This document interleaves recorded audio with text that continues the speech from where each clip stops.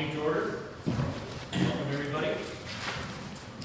So the first order of business is to the adoption of the agenda. Be it resolved that the agenda for the January 15, 2019 meeting be accepted as presented with the addition of the censuring motion from Councilor McGregor under general business and the information from Councilor Soya under notice of motion. Somebody please move that.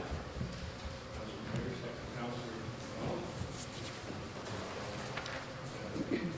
Questions, concerns? All in favor? Against? So. We should then go from that and then on Q when we get down to the other. Be it resolved that January 10th, 2019 general accounts payables. Municipal motion. Oh, yes, I'm sorry. Excuse me. Be it resolved that the minutes of the December 18th, 2018 regular meeting be hereby approved as circulated. Will you move that? John, second. Soya. Any errors or omissions? Call vote. All in favor?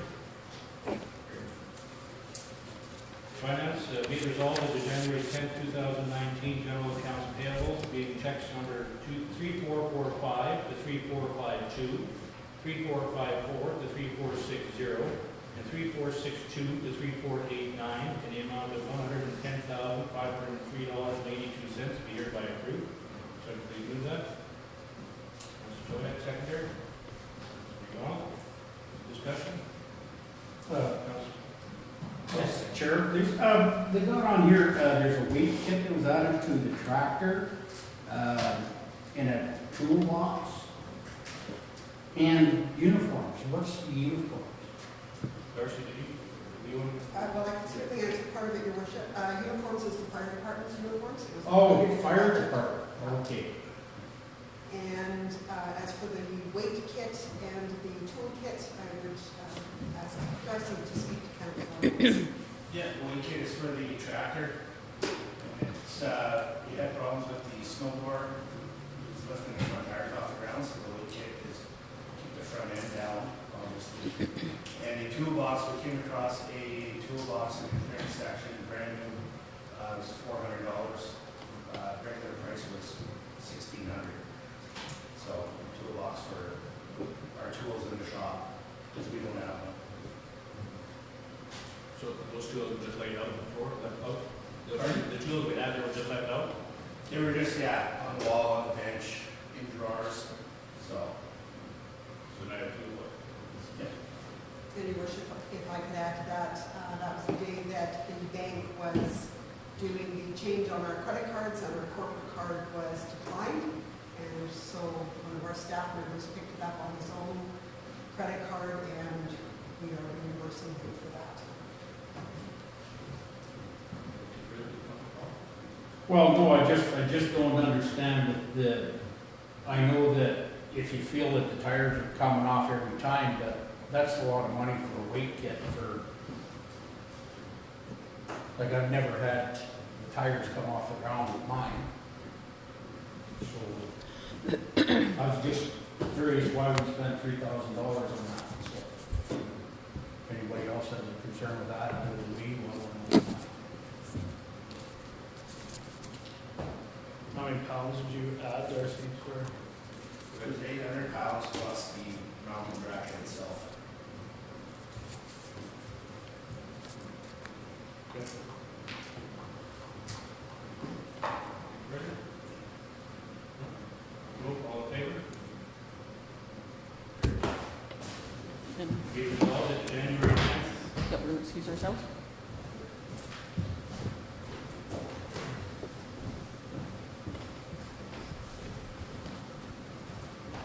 Here, excuse me, so. be it resolved that January 10th, 2019 general accounts payable check number 3453 and 3461 in the amount of $6,483 be hereby approved. So we please move that.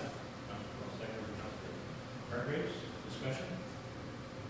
All in favor?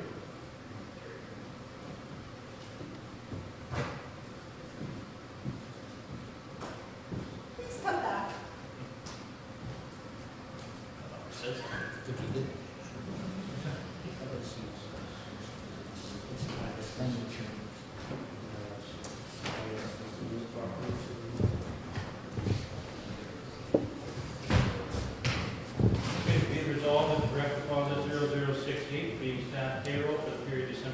17th to December 28th in the amount of $10,813.73. Be hereby approved. Will you please include that?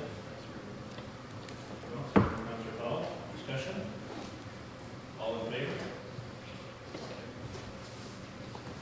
Be it resolved that the direct deposit 0069 being council indemnity for October to December 2018 in the amount of $14,696.37 be hereby approved. Will you please do that? Gregor, second. No. Discussion? All in favor? Be it resolved that direct deposit 0070 being council indemnity for October to December 2018 in the amount of $493.50 be hereby approved. Jake, please move that. Councilor Fallon, seconder. Councilor Hargreaves. Discussion? All in favor? Be it resolved that the direct deposit 0073 being staff payroll for the period December 31st, 2018 to January 11th, 2019 in the amount of $11,111.72 be hereby approved.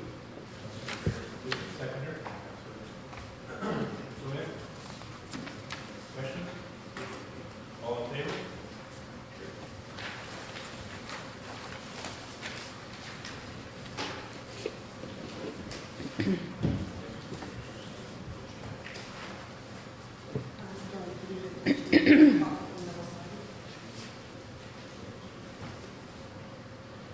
Be it resolved that the January 10th, 2019 utility accounts payable being check number 426 to 436 in the amount of $17,452.94 be hereby approved. Move that. Gregor, seconder. Discussion? All in favor?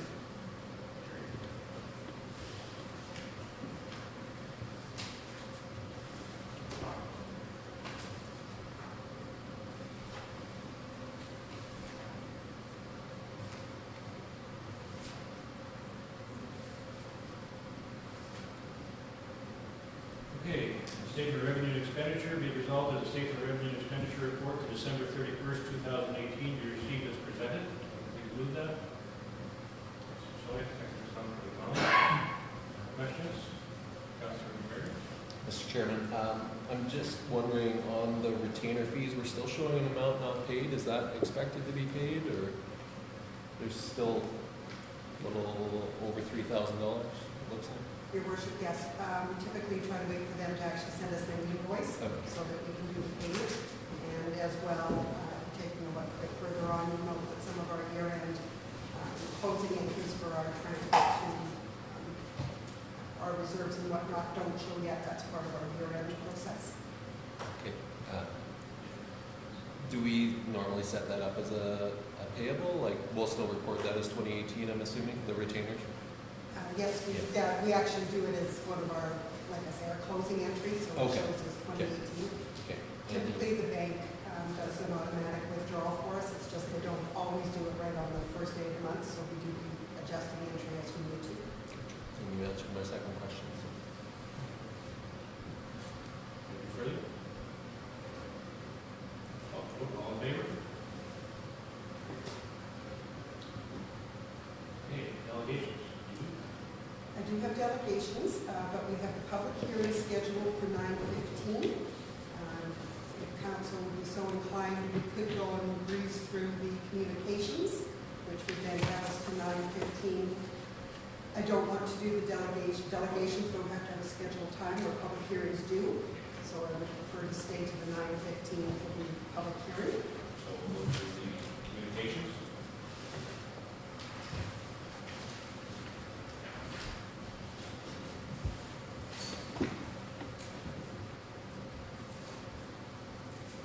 Okay, under the order of communications, we have information from the Association of Manitoba Municipalities on returns regarding employee benefits through them.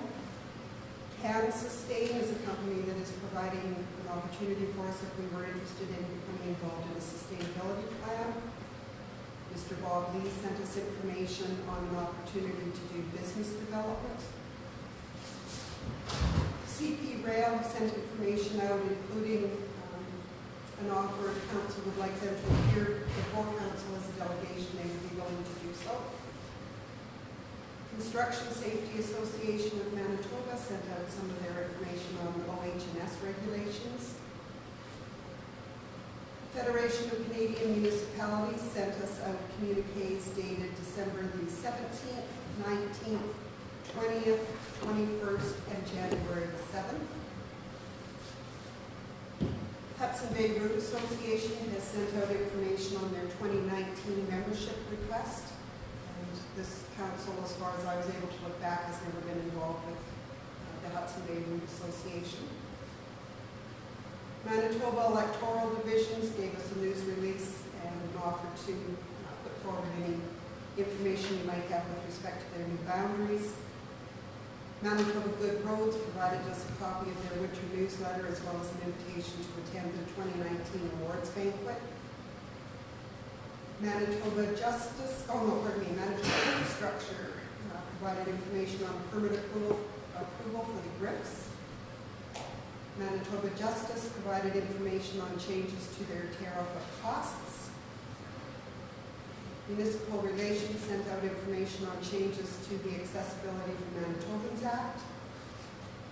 They also sent out information on the Premier's Volunteer Service Award, and I have the full document in the office if anybody will want to use it. And we did get information from Manitoba Municipal Relations with respect to the approval of a subdivision for Robbins. Municipality of Glenborough South Cyprus sent out 2 zoning amendment notices. This is to deal with putting cannabis into their zoning bylaws. They still are operating under 2 bylaws, so they have to do it for the village as well as for the RM. And that is something that we will have more discussion with our council on as we move forward. Prairie Benchmark is giving notification of restoration of surveys that may need to take place within the municipality. We got notice from the Public Utilities Board with respect to Central Gas 2019-2020 general rate application. Census Partnership of Chartered Professionals provided us information on their interim audit. And from everything that they said to us, everything seems to be in good shape, so we'll be prepared to move forward on that shortly. And the STARS program sent us a thank you letter for the donation that was made to them in 2018. Okay, be resolved that the number of communications be received. Can you please move that? Margaret, second by Councilor Ball. Discussion? All in favor? We can now move into public hearing. Okay, be resolved that the regular meeting of council be recessed to allow council to hold a public hearing to receive representations from any person who wishes to make them in respect to an application for conditional use. Can you please move that? Councilor John, all in favor?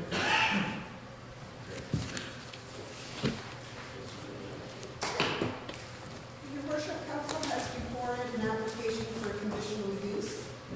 This one will be a little bit new to council. You've never had one for these reasons before. The application is to allow community, educational, recreational, and cultural service in an ag zone. The bylaw does allow for this, but it allows it as a conditional use, which means that notification was sent around to the adjoining property owners, letting them know of the intent and asking them if they had any concerns or in favor of. This was their opportunity to appear.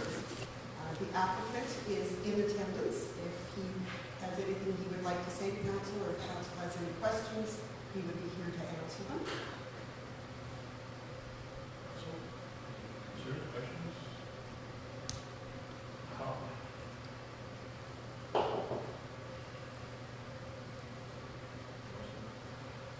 Yeah, your worship. What is the use of the land going to be used for specifically? The application states that they are going to build a church and a school, Okay. which falls under that classification. The application does not include anything for residences, which is one of the concerns that I had raised to me at the office. Obviously, if there was ever an intent to go that, there would be further processing that they would have to go through. Right now, it's just church and school. Sorry, what did you say, Jody? There's no intent for, There's no intent for residences. oh, If they did it, the truth process again. Yes. Mr. Chair, just, so we're talking like a private school, is that what we're talking? Your worship, it might be better at this point to call our applicant forward and he can speak some more to it. Sure. In other, our church has groups in other areas in Manitoba, and so similar projects have been put up. And usually it's a church building, probably like 5,000 square foot church building, something like that. And then a private school, just for the, more than Christian education for the children in our church groups. And, so yeah, it'd just be those two buildings. And then obviously the playgrounds and parking lots and that type of thing. I don't know if that's clear. If you have any other questions, let me know. Has it ever, in your other, your group and other churches, ever put it on agricultural land? Yeah. I was a young kid at that point in time. I grew up in Oakland, and at that point in time, they bought a piece of an 80-acre field and they subdivided a piece off of their set up on there as well. I don't know the details. I was too young to know the details of what all went on at that point in time, but I know it has been done. I don't know if this is a question for now or later, but does this impact the tax status of this land? Like to, sorry. Your worship, that would be something obviously that assessment would take a look at as to whether or not it changes the classification as it stands now within our own zoning bylaw. It remains zoned agricultural. Whether at some point assessment, because they will be made aware of the buildings that are going to go up, whether when they do their review, they determine that a parcel of it is now classified as institutional, for instance, and then they would be taxed on that differently than if it was left as agricultural. Some of it with the assessment department depends on the size of the area that is being used for a purpose other than the agricultural. By the sounds of this, it may very well be that they could take a look at it going towards more of an institutional or educational classification. But ultimately, that's their determination to make. Mr. Chairman, two questions. Do churches pay taxes in the municipality? Is that yes? Worship churches are exempt from taxation. They are still subject to any local improvements. The school, however, I'm not sure just what the funding agreement is with the province when it comes to private schools. So they probably would not show a taxation on the church portion. They probably would show some sort of taxation on the school side. Okay. My next question was this, I don't think this was put forward when we okayed the subdivisions for this to happen on this acres after we subdivided the property off. Is that true, or? Through you, your worship, land use is not considered at the time of subdivision. Land use always has to come through the conditional use process or variation process depending on if it's sidelines of the building. So subdivision doesn't pertain to how the property is going to be used. Okay.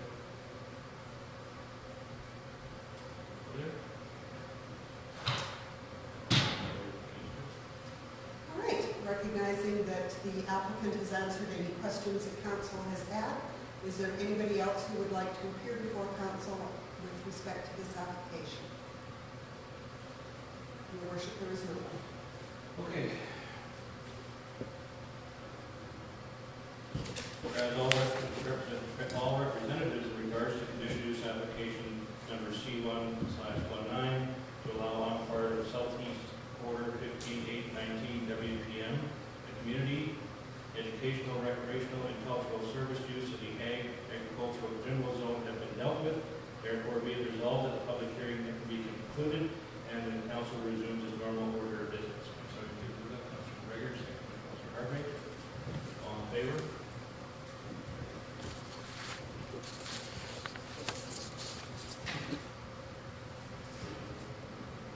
That was the only public hearing.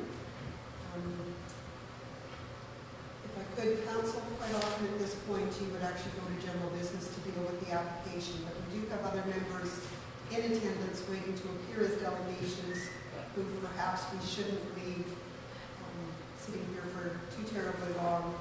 It's council's decision which order they would like to move to at this point. We can do the RCMP delegation and Mr. Sumner and Mr. Reed, you have the opportunity to stay until such time as we get to general business and a decision is made, or you could leave and I will apprise you of the outcome when we get to that point.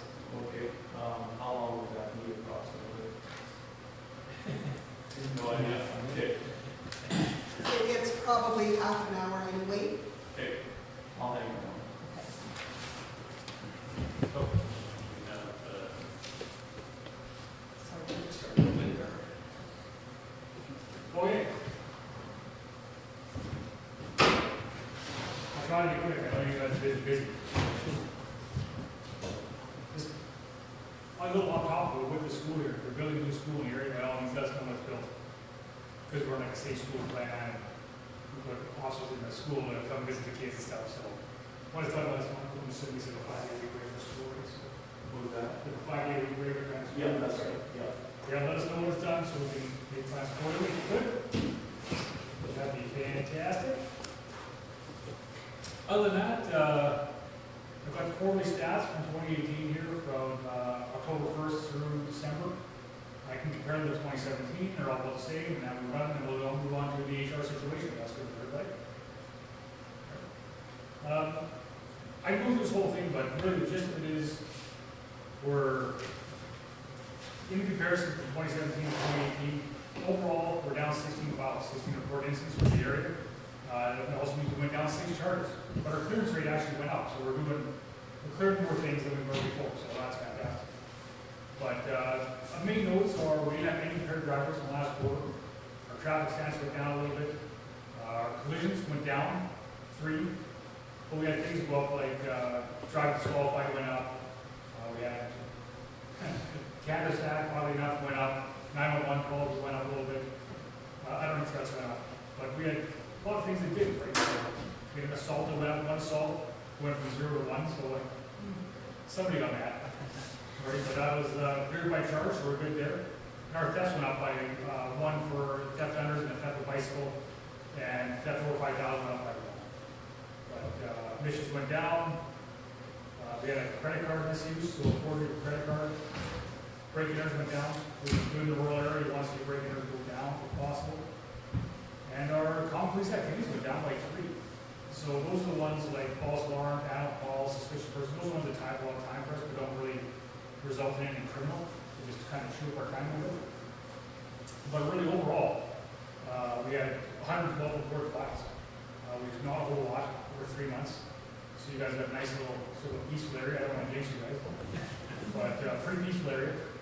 And relatively the same as 2017 last quarter. Just the sort of standard ebb and flow. Some things go up and some things go down. But no particular trends that I would say that I identified between 2018 and 2017. So I think we're okay. If you guys have any questions about the stats, I go too fast, but really you guys can read this, right? It's not, there's nothing earth shattering in these numbers. Right. Do you have any questions or any concerns with that? no, it's good to see you out. I'm happy to be here. Yeah, I don't think there's much I should, there's no doubt about that, but we'll cover that off in the HR here. We've got, Shorter Frisley is actually the corporal in service. And she's more supposedly first point of contact, but she's still on her mat leave, which is good. She's got, I think, 5 kids now, so she's busy doing that. But she'll be back in, I think, 9 months. We've got 9 months left on that. So right now, we're running a bunch of guys that just temporarily to the acting role there, but if you got any points of contact, you can come to me, or Mike Boychuk was here the other day, he came, or Jim McKean of Carver. So anyone, just call in the office, and we'll come over and help you with what you need. But Right now, we've got 8 constables working in the unit. We're supposed to have 10. I've got a new cadet coming next week, which is good, and we're waiting to fill 1 more position, so I'm waiting to hear back on that. We've got Jen McKinney in Carberry, the corporal there. She is transferred to Oxford House. But her replacement is already named and is in the process of selling her house right now. That's going to be Tracy Santo out of Swan River. So it's going to be hard to replace Jen. Jen's an excellent NCO for us. But Tracy Santo, I think, will be able to fill her shoes with ease. I've known Tracy for a long time. She's got about 18 years of service now. She's got major crime work. Her last job before Swan River was in the ice unit. So integrated child exploitation. So that's like child and our community. So she chases down kind of the worst people. We've got a few issues in our area where kids are doing like sexting, that kind of thing. So she'll be able to give those presentations and educate those kids and deal with those files directly because she's got that whole wealth of knowledge in the area. So I'm very happy to Tracy here. So hopefully the housing market in Swan River is okay. And she can sell her house and get here soon. So I'd like to see that. Really, we're holding it together. We're not doing too bad as far as shortages go. We've got, let's say, a replacement coming in. And hopefully we'll fill this last hole sooner than later. And that's where we go. It's just like the stats for us. It's always the ebb and flow of the human resources. Somebody's going in, somebody's coming out, and it's just like that. But at least we're not too short-handed with the business. Anybody have any questions about that? I'm pretty quick. Like, I do want to think I'm doing your time. That's very good. Try to get that done. Thank you very much. Oh, absolutely. Thanks for having me. Question? Oh, sure. Just wondering, we did have some people who had called into the office because they were concerned with drone activity in the area. Is that anything that you are hearing more of? No, we had, well, anecdotally, we had 1 call of drones in the Carberry area, but as it turns out, it was a mental health issue. More than actually drones, it was crows, but we haven't had any call of drones. I know there are some new rules and regulations, if you want to look at that, but they are more prevalent. We're not getting calls for service on them, but people, you see them for sale all the time, you hear what people use them all the time. We use them all the time in our job, you know, especially section use them. So that's a piece of technology that's not going away. If you think it's going to be a concern, it'd be a good time to get the bylaws in place now before, it's hard to go backward here, people get them and they're all over the place, and it's hard to make rules, but if you make the rules beforehand, it kind of controls that. Something to think about. And certainly our advice to them was if they had any concerns at all, that it was, scoping out the property for, a theft or whatever, we had suggested if you really do have concerns, give the RCMP a holler, give them a heads up on it, so. Absolutely. And we can provide them with certain information and contact numbers so people actually deal specifically with drones, like aviation, things. But we'll get them the rules they need to play safe in those things. Thank you very much. No problem. I'll get out of your way. It starts breathing down my neck back here, so I'm going to go away. But I think we've got some other business going that's not for our meeting, so we can all really want to discuss that. I will do that, thank you very much. No problem. Carson, good work today. Thanks, guys. Have a great day. Thank you. Thanks for coming.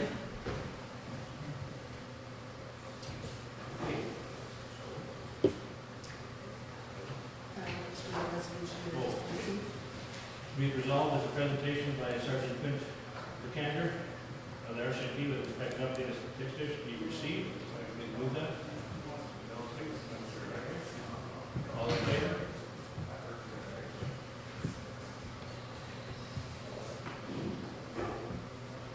Next under delegations, we have invited Mr. Kevin Sumner, who is manager of Community and Regional Planning. Council, you have requested that perhaps we come forward and give some information on our current practice of doing courtesy hearings for subdivisions. So perhaps Mr. Sumner can talk us through when the Planning Act changed and what some recommendations might be.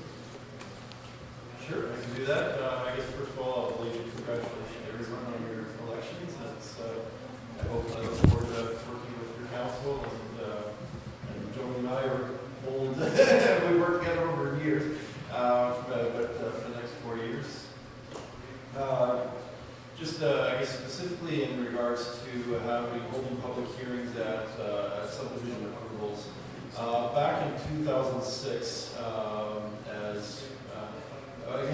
back a bit, a when it comes to subdivisions, the focus for more than a decade now has been around streamlining the process, simplifying the process, taking away some of the red tape from the process, and the Planning Act, which governs all things to do with land use planning in Manitoba, on the municipal side, has gone through a number of amendments over those years. Public hearings was something that was, I consider sort of one of the first things that was changed with major amendments to the Planning Act that were made in 2006 when a brand new version of the Planning Act was adopted at that time. Prior to 2006, it was a requirement for all subdivision approvals in Manitoba to require a public hearing. Anytime land is subdivided, there had to be a public hearing. At that time, and I know that AMM was a major participant in that review process at the time. I remember actually sitting in on a couple of review meetings and being in those conversations with AMM reps. There was a lot of deliberation about the necessity of these subdivision public hearings. When anything's controversial, there's usually other hearings that are required as well. So if a subdivision requires a zoning bylaw amendment, you're having a public hearing for the zoning bylaw amendment at the second reading. If there's conditional uses or variances required as part of the subdivision because something isn't exactly suitable for the site, there's public hearings related to those as well. So the determination was made at that time that back in 2006, that the requirement for public hearings would be removed, except in cases where a subdivision had the effect of creating a new public road.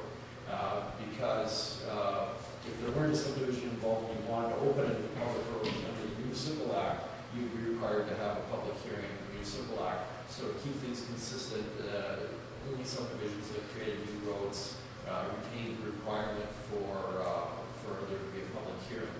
And since that time, certainly, I'm here to make suggestions, recommendations. You as a council and municipality need to determine what works best for you.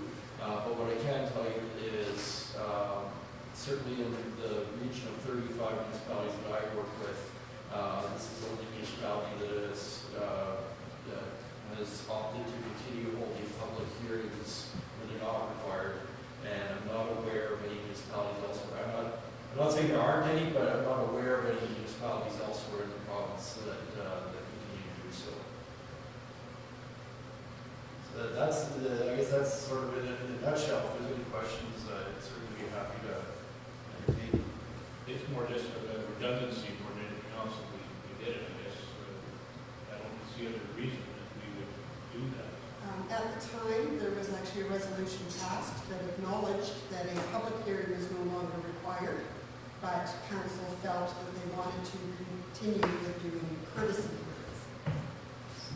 As I have indicated to council, my only concern with continuing to do that is what weight are you putting on it? There's no requirement to have approval from the neighbors. So are you putting any weight on, if somebody comes forward in opposition because they don't like who their neighbors might be, or they don't like the idea that somebody wants to subdivide and move away the agricultural use? How much weight is council going to put on that when it's not a requirement for us to have heard from those people in the first place? And that was part of the discussion and certainly part of the reason why we invited Mr. Sumner to come out and speak on this. If I may just add one more note, Your Worship. Two of the major factors that I know that AMM was concerned about that led to the requirement for public hearings being removed is the cost of notifications and the timeline that having to delay the actual approval of a subdivision until you've advertised and held a public hearing, which can, like I said, we've been trying to remove red tape and streamline the process. So, and largely AMM's insistence. It's that sort of the driving factor.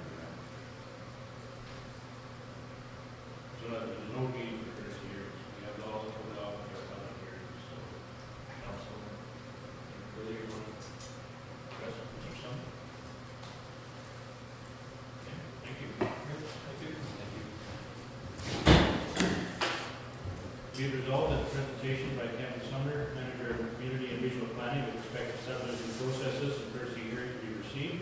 Please move that. No? No. Carried. All in favor?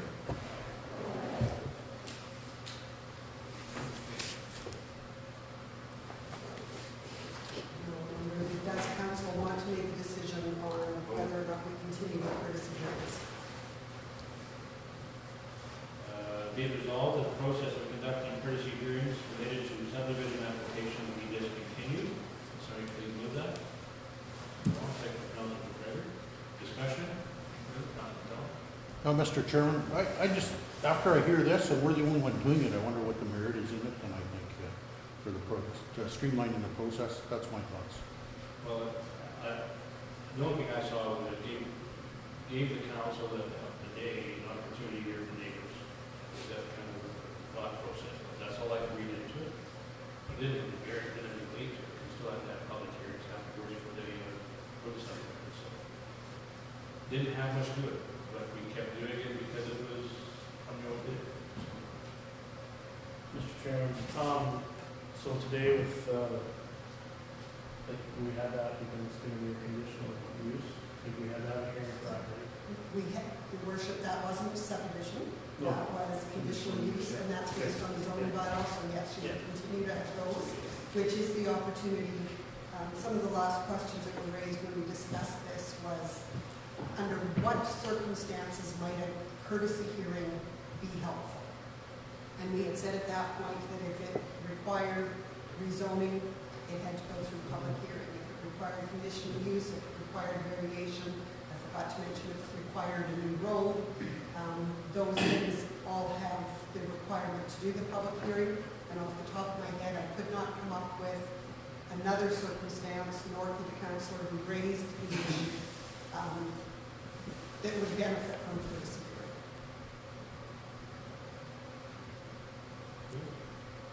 All in favor? Thank you.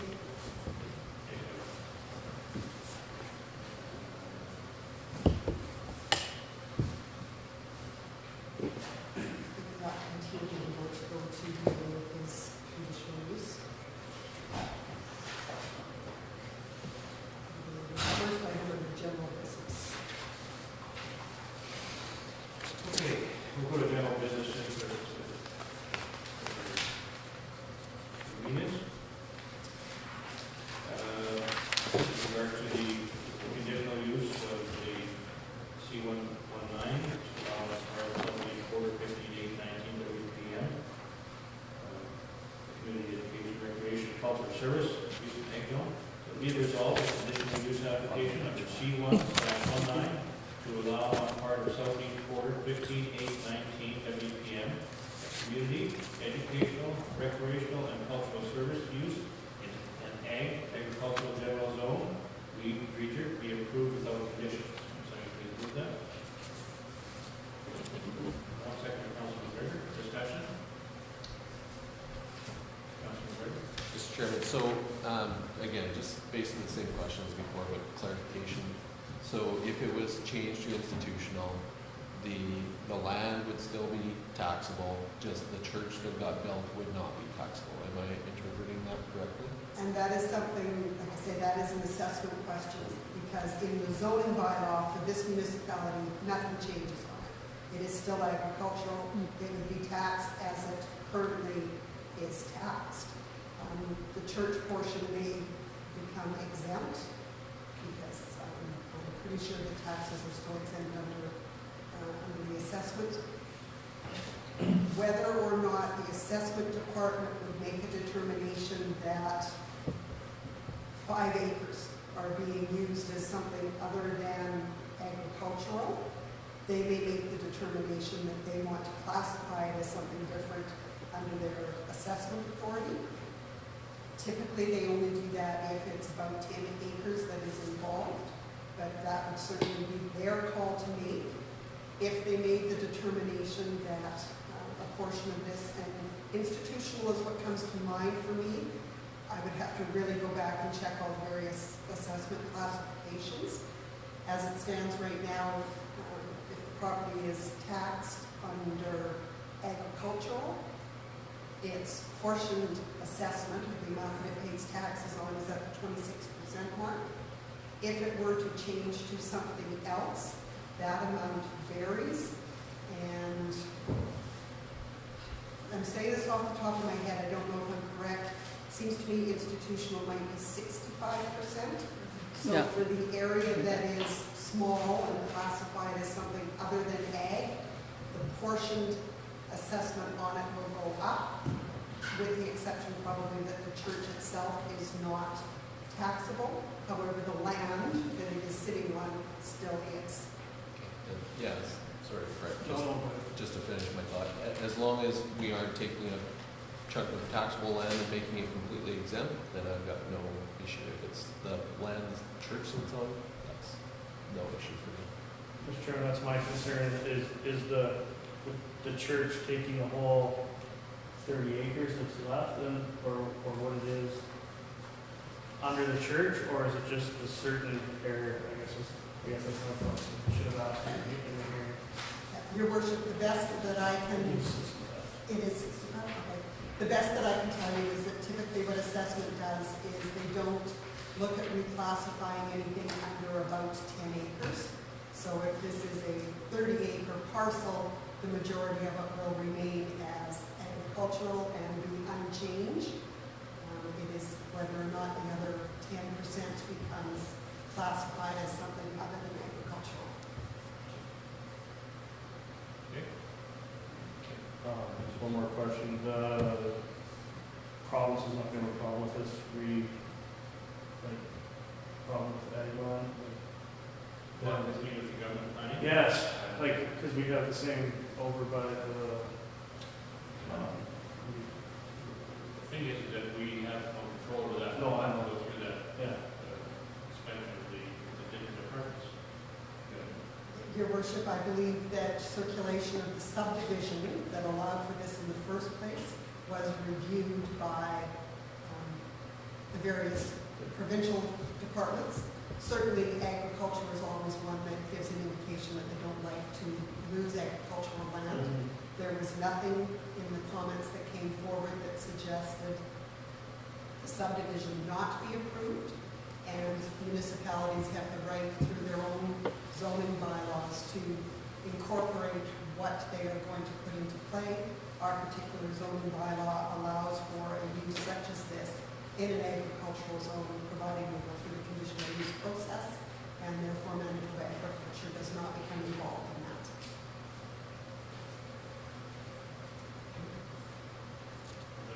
Call for question, all in favor? Opposed?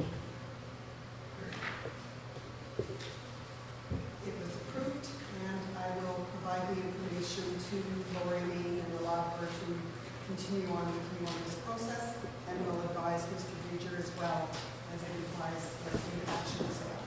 Okay, thanks a lot, everyone.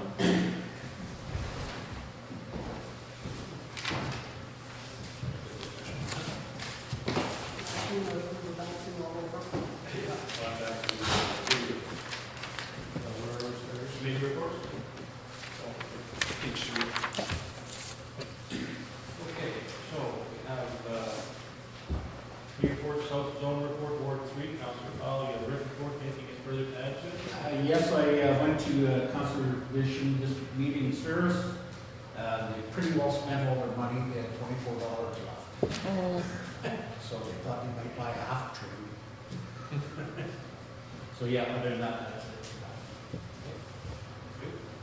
Councilor Sylvia, you have a written report, anything further to add? yes, regarding the Glenbrook, South Cypress, Oakland-Wawanesa handy transit, we're in budget discussions right now currently, and a review and submission will be provided to the municipality regarding fee increases for 2019.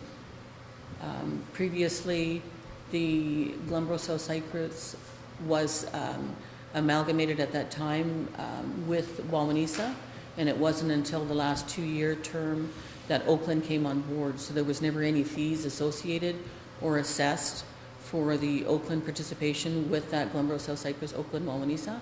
So the fees that they had received previously in levies were strictly from Glenboro, South Cypress, Wawanesa.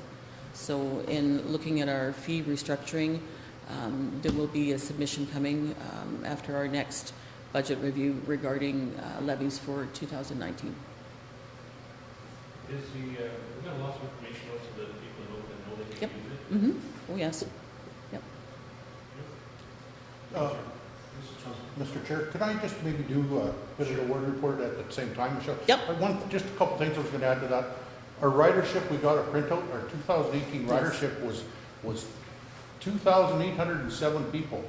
So that's pretty outstanding for a ridership for our handyvan. Yep. And actually, there's going to be a little something come out in the Lioness and Yes. and the papers, just an information. And there's a fee schedule going to come out, and Michelle, you put it down, but it's going to show, for example, they're going to put a fee schedule from Nesbitt to Brandon. So say Yes. somebody wants to, it'll give you an idea what it is in rural. So say somebody needs to go, it'll tell you what the cost would be. Yep. So just for information for the rural residents if they're wondering, so. Yeah, and a breakdown from Carroll to Brandon, or Carroll to Winnipeg, or vice versa, Nesbitt to Brandon, or Nesbitt to Winnipeg. So it's not just strictly a paid per use service that's provided from Wawanesa, that there is accommodations that can be made regarding rural pickups at centralized locations, as in Nesbitt or in Carroll, or if it's a situation where you're not able-bodied, that you cannot drive from your home, then pre-arrangements can be made that you can be picked up at your home in the rural as well. Great program. Yeah, oh yes, And maybe the Brandon shopping trips we can just expand on. yes, That Yeah. they've actually had to put an extra one on during the month because there's so many people who wanted to go now. Mhm. And they'll pick up along the way, so it's quite a good service. And just to add to that as well, it's not strictly for seniors, it's not strictly for people that are disabled, it's for anybody that's in use.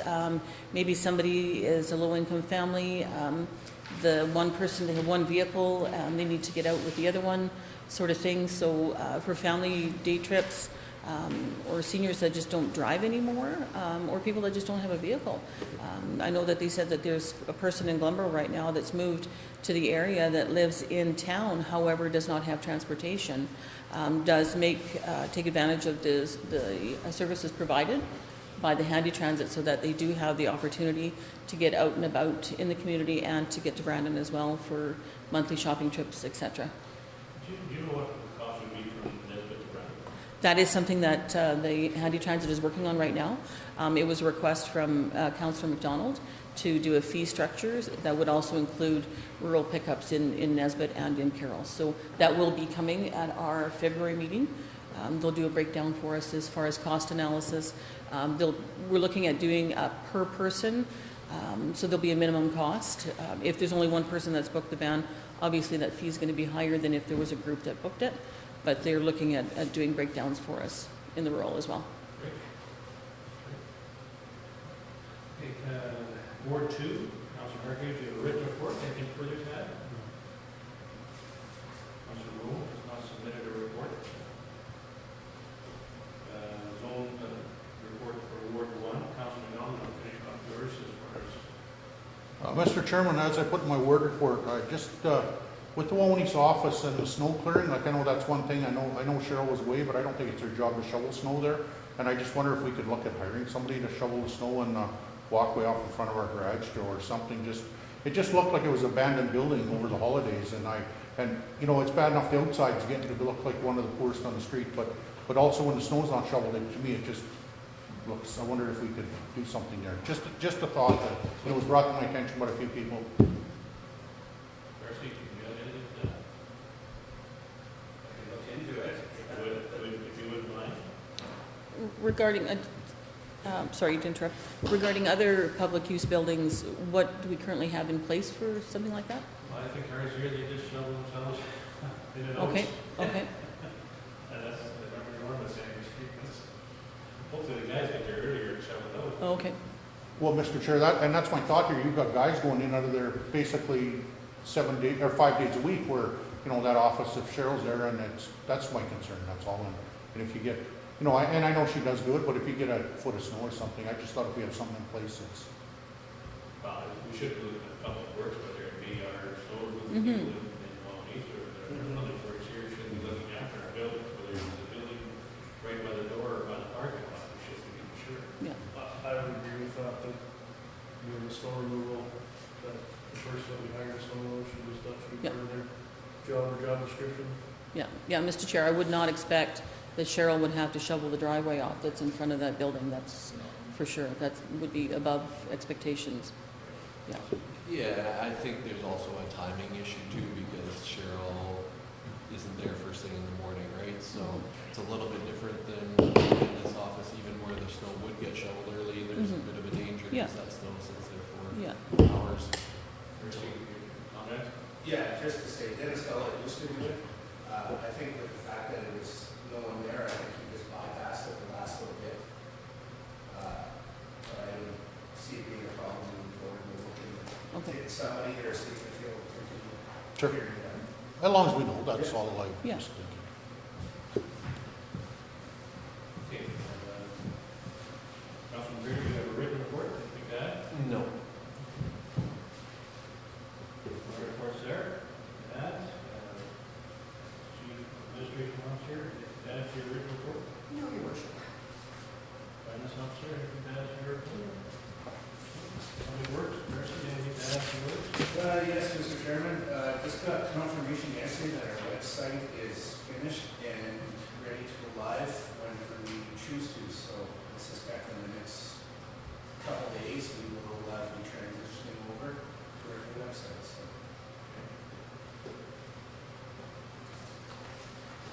Okay, we've got the reports from Councilor Roman to the sewer vet.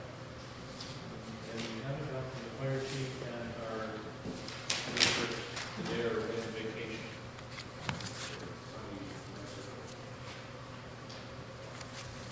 I think they're back now. Good they can enjoy it a little bit. Yeah. Mr. Chairman, maybe through you to Darcy, I just wondered, how did it work with Cirrus doing our fill-in for Drew there? I just wondered, like, did it work well? And I wonder if that's something we possibly could have in our back pocket in case, you know, for Drew's vacation, or if something ever, heaven forbid, something happened, or... yeah, no, it worked really well.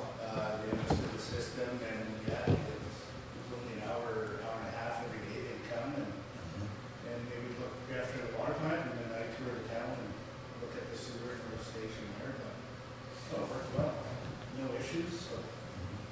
So hopefully we could have them every once in a while if we need them, or should have them every once in a while. It's good to Come have in. that assistance from them for sure. So And I wonder if we should have them every once in a while, just come to, even spend a morning with Drew, just to keep them in the loop. I don't know if that's worth it, or every 6 months. or a year. possibly. Just a thought. Or once a month? No, I think if you even did it every 6 months, things do change, and just Yeah. keep them kind of in the loop, and Drew can have that contact with them. Just a thought, I just Yep.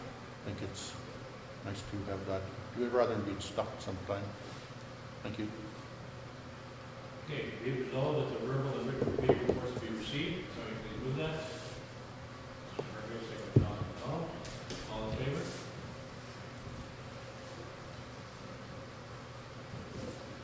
Okay, be it resolved that the Personnel and Policy Committee report of its meetings held January 7, 2019 be received, so we please move that.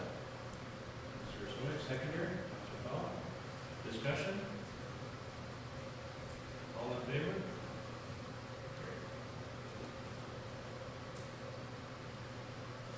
So, Your worship, our committees don't have authority to make these resolutions Mhm. themselves.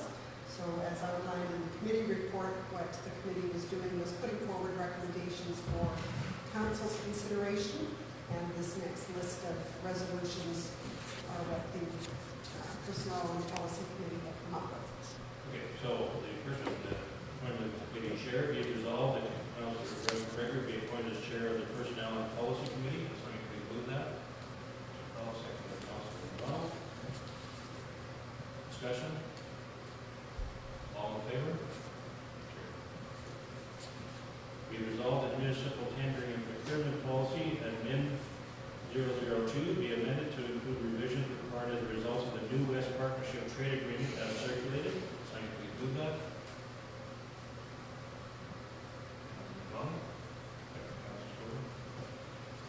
Discussion? All in favor? Sorry. Oh, I'm sorry. Mr. Chairman, I can speak to this one just quickly, just so everyone's aware. So Manitoba entered into the new West Partnership Trade Agreement. There are certain rules that we have to follow as a result of that. So this is just updating our tendering and procurement policy to comply with that law that we have to. The main highlights are that we have to post jobs over a certain value on Mercs, and we have to remove any reference to giving preference to local suppliers or contractors. So I think that's the main highlights. There's a few other changes to, rather than saying we're going to advertise in the Brandon Sun, we've chosen to advertise via social media and in a newspaper or general circulation, just to get away from that specific reference. Jody, if there's anything else that's notable, I think that's the highlights though. That is, Your Worship, the one thing that I had highlighted in this that we haven't talked about at the Personnel and Policy Committee, as I got looking through it a final time, there were some things with respect to, I'm trying to think what it was. I think it was under the process of awarding.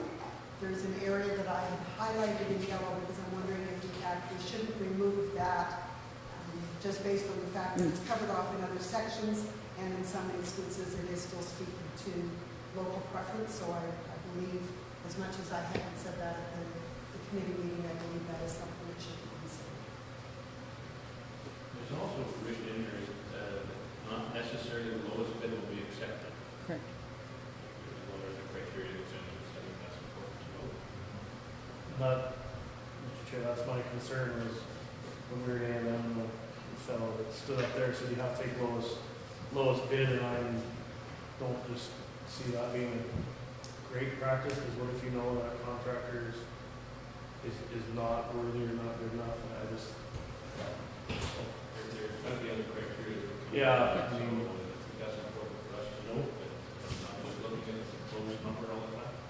Mr. Chair, I think that was something that Mr. Bouvier had brought to our attention during the orientation, that not necessarily the lowest bid or the lowest tender is the best contractor for the position. Yeah. Mr. Chairman, the discussion at the committee level was that we would write the tenders in a way that would allow for us to account for Councillor Hargrave's concerns. Yeah. Further? I'll vote. All in favor? Independent contractor agreement, be it resolved that the 2-year independent contractor agreement with Drew Wilton be approved as circulated commencing January 1st, 2019. Can somebody please move that? Mr. Powell, second. Councilor Sobeck. Discussion? Councilor Garrett. Mr. Chairman, this is essentially the same agreement as is in place right now with an inflationary adjustment to his rate. I believe that's the only change we made to the agreement. Further? I'll vote. All in favor? Snow clearing in Wawanesa, be it resolved that Drew Wilton be contracted to provide ongoing snow clearing in Wawanesa at a rate of $30 per hour plus applicable taxes. Can somebody please move that? Councilor Jones, Councilor Sobeck. Discussion? Councilor McGregor. Mr. Chairman, this is just putting into the record what, this is the rate we're already paying. So this is just making sure that it's well documented. This is not a change. Mr. Chair, and I'm sure this will include, all in addition to snow clearing, like if he plugs holes or does sign work in town. I know he does do that, and that probably is billed at the same rate. Is that what I gather? Or is that in that? I believe that's a separate agreement. Oh, okay. And Your Worship, off the top of my head, I think he applies the same rate, so I'm not sure that we have ever put him into an agreement for road repairs or whatever. Mr. Chair, could we maybe do the wording in there, like snow clearing and addition, other duties outside of his contract? His, We want to do that, or should we refer this back to the personnel policy? Mr. Chairman, I'm just wondering if that is already covered in the agreement that we just approved. We have a emergency repairs, would that qualify? That's No. emergency repairs is to do with the water sewer, in my opinion. This is above and beyond the snow clearing, if you know what I mean. The plugging potholes, fixing some. Putting a Christmas lights, is that what you're talking Yeah, and dragging the back lane, you know, things like that, like, you know, that, all these other things that, Should that be referred back to personnel policy committee to get this? just a little extra wording, I think, maybe, or something in there. That, just a suggestion, it'd be nice to. We could just amend this motion, couldn't we? Sure. Yeah, Mr. Chair, my concern would be regarding liability issues, that if Mr. Wilton is taking on extra tasks above his regular responsibilities, are we covering off his exposure adequately to make sure that the liability coverage is there, if in the fact he is covered under our policy? This would cover it, though, Yeah. if we had put that additional wording in. Mr. Chairman, or should we be putting this all under one, this contract? I think it was a, It is, Maybe it should be referred back. I think it should be referred back to the. I think so. Personnel policy committee to review this and then Because I think we need to talk about make insurance. Yeah. sure he's aware of it. About something like that. Mhm. I think that's important. but I just like, to me, it's two different, his contract for the sewer and water is one thing, and this is a totally different part of it. I just don't want to get the two confused, Yeah. if you know what I mean, because Yep. in this sewer water contract, he's got the green team and stuff, but this is addition to that, and I think, I'd like to see it kept separately, in my opinion. I agree.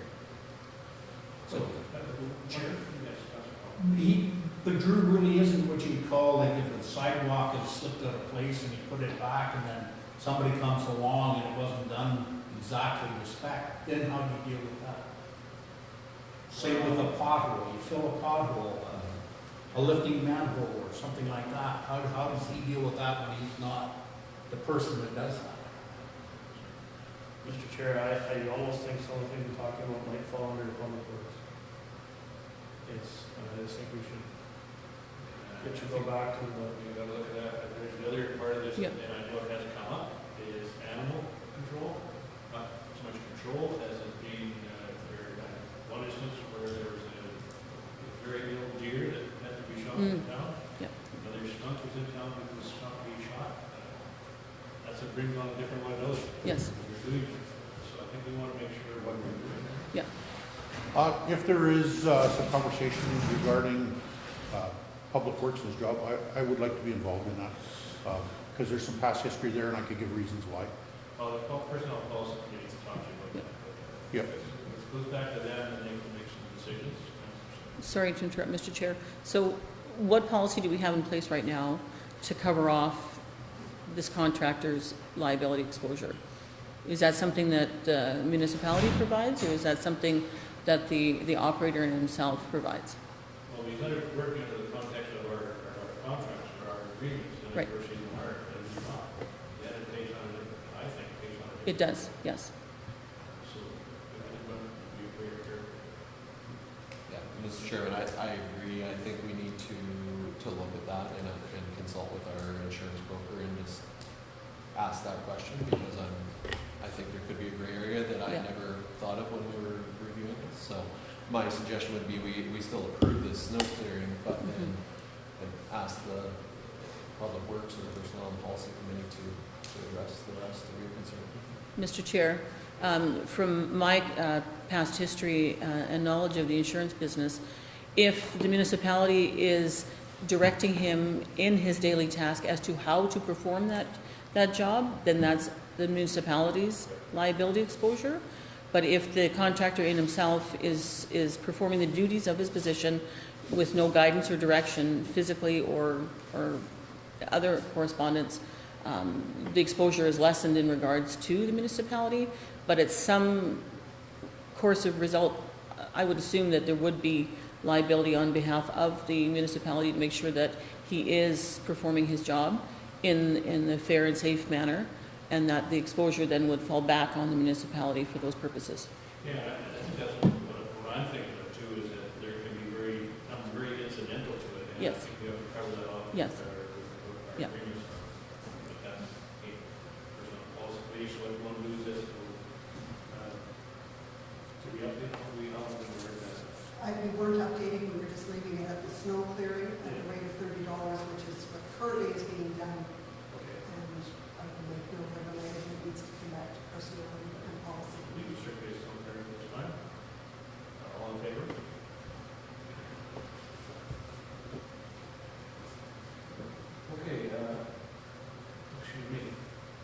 Be it resolved that administrative office staff be compensated at a rate of $20 per hour effective January 1st, 2019. Please move that. Councilor McDonald, seconder. Councilor Paul. Discussion? Sure, I can just sure. give the background from the committee if that's okay. So this is a little over a 3% increase for one of our administrative staff, and then it is bringing the other one into line, because currently there's a difference between our administrative staff, so it's a little bit higher than what we're recommending on the other positions, because we are trying to bring it in line with what we are seeing in the municipalities around us. Okay. So, Mr. Chair, that would be, from my understanding, then that would be a fair consideration then to make sure that it's a level playing field then, in comparison. Okay. Further? All in favor? Carried. Be it resolved that achievement of new certifications with an applicable position receive a one-time bonus of $600. Someone please move that. Councilor seconder. Councilor McGregor. Discussion? Councilor McGregor. So the thought process is here, rather than trying to assign a salary increase or something because somebody's achieved a certification, it may not change their role or responsibilities, but that we still encourage staff to pursue professional development, and there's a benefit to the municipality of that, so it is to provide recognition for that. Mr. Chair, I agree. I think this is good employee recognition for the hours and the effort that they put in on their own time, whether it be evenings or weekends. I personally know that from past experience with previous employers that the incentive for employee education will only benefit the municipality and add value to that person in regards to the position that they currently hold within our municipality. I think that the $600 is definitely reasonable. I've heard higher, and I know for a fact that there is other places of employment that provide a higher a bonus incentive regarding receiving their certification, especially if they're taking 6, 7, 8, 9, or 10 different courses in order to get that certification, because we know that it's not just typically one course makes the designation. It's typically, it could be 2, 3, or 4 years before they get their certification or their designation because of the course requirements in order to achieve that certificate. After a committee meeting, I had a conversation. I agree with the bonus. I just wonder if it should come after after performance review, like in the year. I guess is that's the only amendment I would like, but I'm fine with the bonus. Mr. Chair, I'd like to respond to that. Personal experience as well with other positions that I've held and other people in various departments in places of employment. Upon receiving their bonus was when they received their designation. Employee review, that was done on an annual basis regarding their performance in their workplace, regarding their bonus for the coursework, and the many courses that they would have had to taken was something that was provided through recognition at the time of receiving their documentation that they passed their course requirement to receive their certification. Yeah, I think my personal feeling is that hopefully performance is measured on an ongoing basis. Yes. Not because they got a certification. Yep. That's what we're getting to. Yep. And I tend to agree with that. I think we've got to get our administration to do that job. And we trust them to do that. So, anyway, that's my. Any further? All in favor?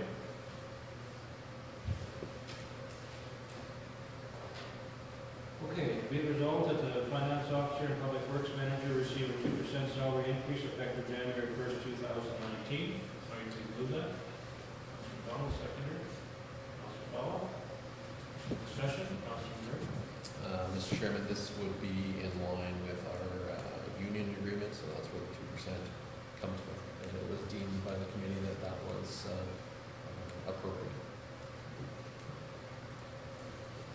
Further? in favor?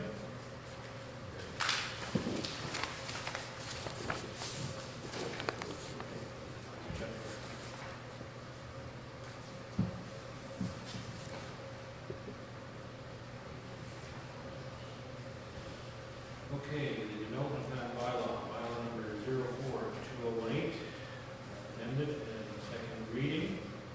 Be it resolved that bylaw number 04-2018, being the development plan bylaw be amended by deleting therefrom Schedule A in its entirety, replacing thereof the new Schedule A. So you please do that. Discussion? I think we kind of wrote this with Megan before. We have, your worship, if council would recall during the public hearing process on this, there had been comments that had been received from the different governmental agencies where they had suggested some changes to what the Schedule A was, how this development plan is going to look. With the exception of one concern, and that being whether or not council wanted to withdraw the rural residential designation for the Jeffries property. Other than that, council was on board, and so was the consultant with respect to making the changes that had been suggested when it was circulated. And so this removes the old Schedule A and puts the new one in play that has addressed all of those issues. Further, all in favor? Carried.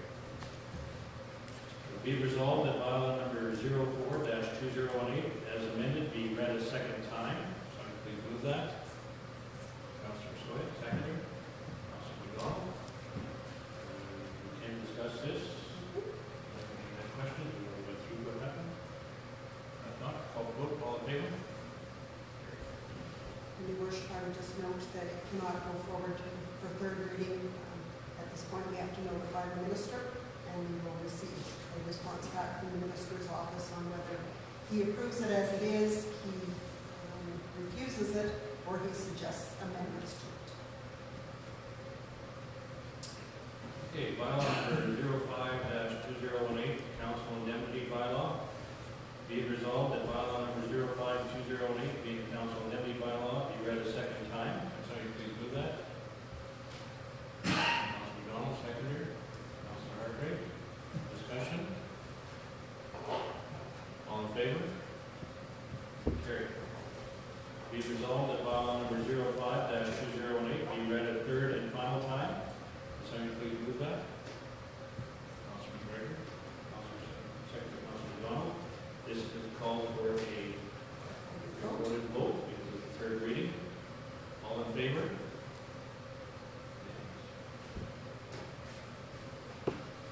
Okay, procedural bylaw. Be it resolved that bylaw number 06-2018, being the procedural bylaw, be read a second time. Somebody please move that. Councilor Hargrave, Councilor McGregor. Discussion? All in favor? Bylaw number, be it resolved that bylaw number 06-2018 be read a third and final time. Somebody please do that. Councilor Soya, Councilor McDonald. This is going to be the third reading, requires a recorded vote. All in favor?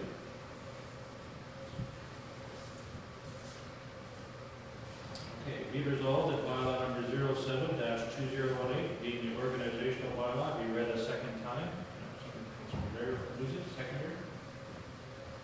Councilor McDonald, discussion? All in favor? Be resolved that bylaw number 07-2018 be read a third and final time. Can you please move that? Councilor McDonald, seconder. Councilor Soya. This is a third reading, requires a recorded vote. All in favor?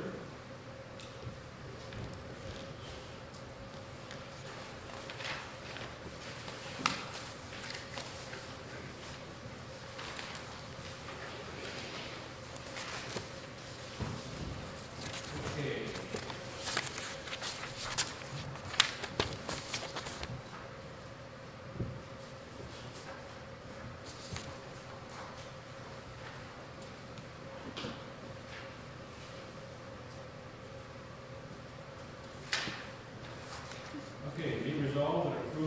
municipal for granted to RF Now Incorporated for its right-of-way agreement. Request subject to the full details being provided in writing for council considering outlining details of the fiber optic installation plan. Did you want to? Sure. Your worship, this application was received. They are in somewhat of a hurry to have an idea whether or not there would be some approval in principle. I just didn't believe that the maps that they provided us actually gave us enough information. It doesn't specify how far from the roadway, how deep are they going, any of those kinds of things. So if council was wanting to give them some reassurance, I would say do it in principle, but that we want more detail before we actually do the full approvals. Sorry. Motion, second, or just cut it off. Okay. Okay, somebody please move that. Your seconder. Okay. Sorry to interrupt, Mr. Chair. Regarding the maps that were provided regarding the fiber optics installation, the maps in themselves were very hard to determine exactly where they were going to be placing these fiber optics. I went on my municipal map trying to coordinate the small little maps that were on here, and I had a lot of difficulty determining just where their access points were, how long of a run, or specifically what land detail and location that they were going to be installing. I think that's why we need more information. Yes. I couldn't even Oh, yeah, I blew up the screen as big as I could, and it was, yeah. Is this not the standard was? That's, it's supposed to be very expensive when they come in to hook up, but again, I think some rural may want it because it's going to be fiber optic. I think it's going to really enhance their internet connection. So, I don't know, I think it could be very important for the rural. Mr. Chair, yes, I do know that there are people in the rural municipality that currently have limited internet access due to interference with current situations in their yards, et cetera, that they either have to go to a stick, which is not always the best case scenario regarding that. But I think, yeah, if there's a study that can be done to provide us or more information for cost, if there's breakdown that they can provide us, other than saying that this is where they want to put it.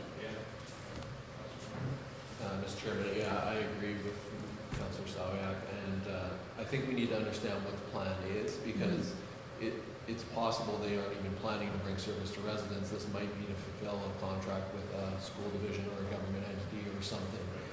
So I'd like to understand what they're running the fiber optics for. Mr. Chairman, is there compensation in any ways that have ever been done? Like, I guess I look at, we give these right of ways and I understand it, but if they're making a lot of money off it by us, it's no different than the oil pipeline. There's information on that wire. And just to let someone, and what happens if we do get a rural co-op and they run it down the middle and we can't put our pipe there or natural gas or something else? I think we really do need some more information. Information would be important. I'm anxious that if we could get better service for internet for rural, I think that's a big plus for us. So the cost would offset that, I think, but we need almost more information. I know these guys have done some rural areas. I talked to a couple of people involved in it, and they're saying $600 to hook up to a house, which sounds like a lot of money to me. But if that gives good fiber optic internet to rural, there's a lot of people that think, I don't know, and I think that's what we have to find out. That's okay, so we agree in principle, pending further information. And your worship, would you maybe want to consider having them come to a presentation to council? Yes.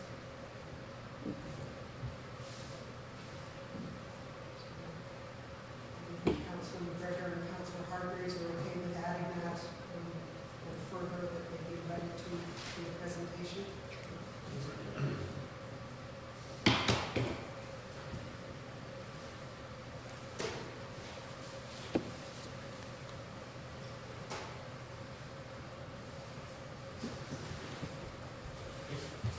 All in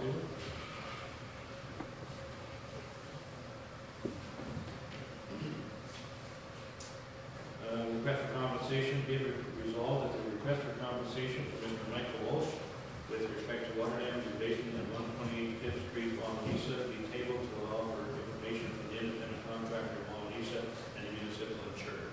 Someone please do that. Councilman Brown, secretary, Councilman McGregor, discussion? We don't know a heap about this, so. Guess it may be plenty. Mr. Chair, I just, do we know any details on this other than what was just in our report, or do we need, Darcy maybe know to, or, do we need Drew or somebody? I just, Well, that's what we're saying here, we need Drew to go in and take a look at our Yeah. insurer, do his possibilities, and find out where it all starts and ends. As far as I know, it was a water meter froze over so far. But I don't know if it was dripping or leaking for an extended amount of time, and no one was at the house for whatever period, right? So it wasn't noticed right away. yeah, kind of read that it is away or something. Yeah. Somebody else was around, I just- Mr. Chair? Yeah, regarding the information received here, do we know that he's met the terms of his insurance requirements regarding having someone to the house daily during the heating season? Yeah, and we don't know any of that. Yeah, I mean, the damage could help to be reduced if he followed the minimum requirements that are in his insurance contract, stipulating that during the heating season, that if he doesn't have an alarm or have the water turned off, that he have a competent, reliable person attend the dwelling on a daily basis. Because this could end up being a larger claim in the event that it hadn't been someone there on a daily basis during the heating season. Yeah, I'm not sure that will absolve us completely. but No, at the same no, I'm time, not saying that's that. why, Yeah. When we report Yeah. to our insurer, they'll put an independent Yeah. adjustment on it, so. Okay. Which I think is what we should do in most of these cases, because they don't really expect. Exactly. Okay, all in favor?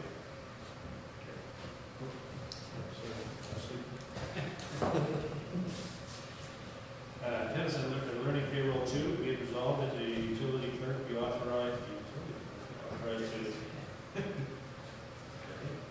to attend the learning payroll 2 training taking place on March 15, 2019 in Winnipeg, Manitoba, whereby related registration, mileage, hotels, meals, and out-of-pocket expenses shall be reimbursed. Somebody please move that. So that's second. Discussion? I think this is a great opportunity for our office staff. This is a new payroll system that they're learning. I mean, definitely to get a hands-on first person position to get a training on that would be great. Okay, all in favor? Okay, be resolved that members of council be authorized to attend the AMN once elected, what is expected seminar being held in Grand Manitoba on February 20th and 22nd, whereby related registration, mileage, meals, and out-of-pocket expenses shall be reimbursed in accordance with bylaw 05-2018. Somebody please move that. Mr. Sawyer, seconder. Mr. McGregor, discussion? I think this is a great opportunity for municipal councilors. I myself was not able to attend the AMM convention that was held in November, so personally I think for myself that is something that in review of the documents that have been provided, I would really like to attend. Mr. Chairman, yeah, I would agree completely with Michelle. I think there was tremendous value in attending AMM, especially the new council training. So I would strongly support this. All in favor? No, sir. No, I just was gonna say, is it, so it says be authorized, so is it mandatory that all councilors attend this, and is it, you go one of the days? I guess that's my other, Well, we haven't made these mandatory, it's just expected that, you know, we are, as councilors, as new elected members, we should try to get as much information as possible for this. Yep. We're running into different things all the time, so it's, well, I think it's great, I just wondered, so is it a one, like, do you pick one of the other days, is that the deal? Your worship, that is my understanding, is that they are offering it twice in Brandon, if I remember Yep. correctly, once is on a Wednesday and once is on a Friday. 20th and Correct. 22nd, I think is the dates. Yes, So it's just one day, but the same thing both days? correct. Correct. Yeah. Okay. Yeah, and sorry to interrupt, Mr. Chair, and there was also webinar dates that were also available in lieu of those alternate dates for February 20th or February 22nd. The webinar dates provided were the 26th, 27th of February and March 5th and March 6th. I know that webinars in themselves are beneficial, but I know hands-on experience with attending a workshop. The workshop in itself is far more beneficial.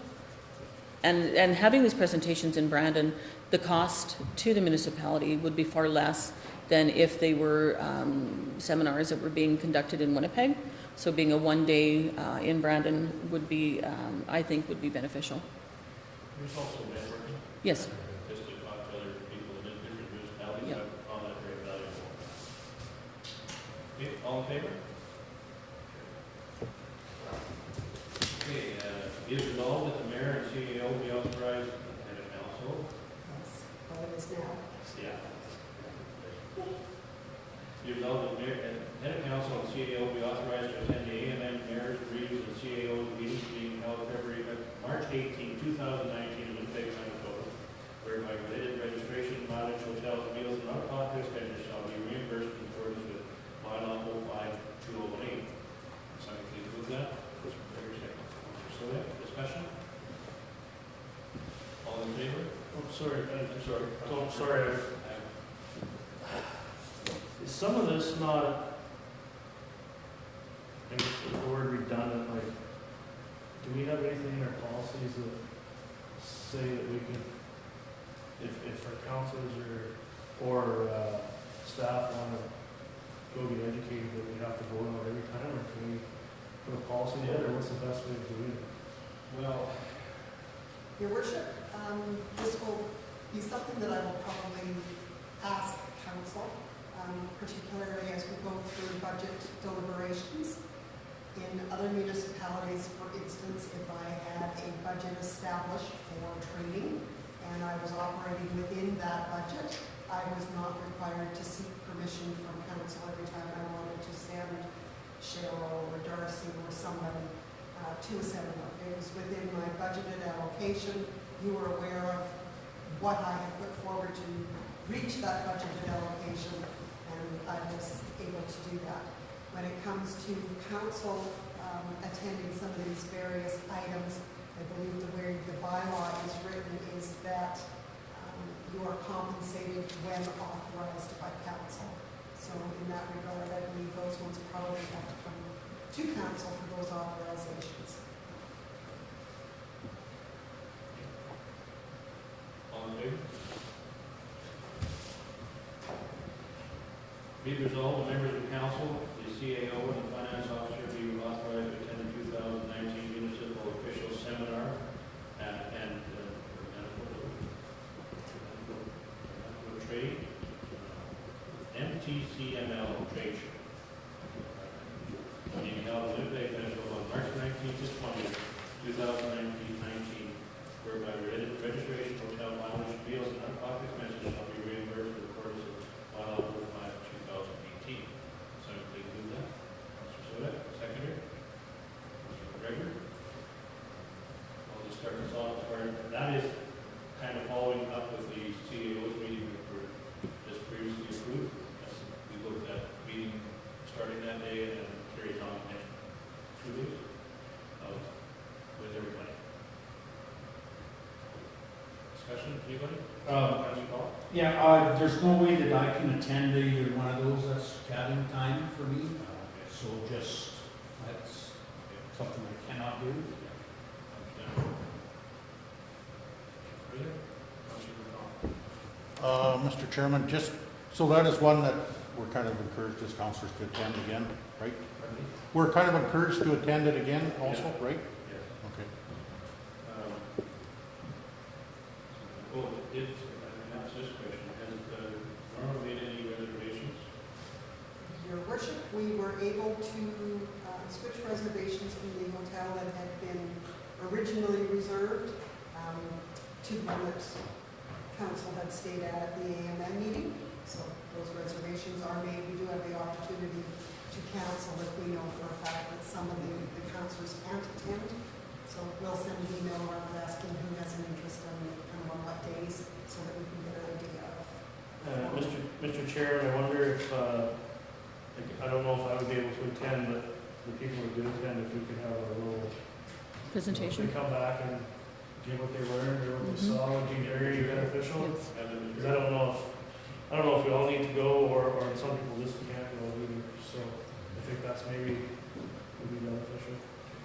Yes, Mr. Chair, I'd like to add to that, not attending the AMM convention in November, Councillor McDonald did provide me with reference material and information pamphlets that he had received, and he had picked up extra for me in my absence.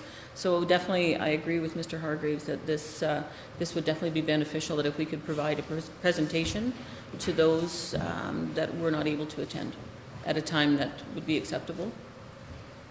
And one of the things that I find very interesting is the trade show.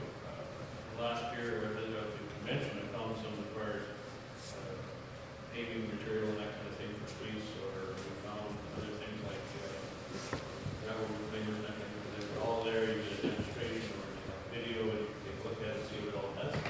Things for safety signs, so there's a lot of benefits to these, that the place that everybody has an idea of what they're looking for. And I may miss it, or others may. Okay, all in favor?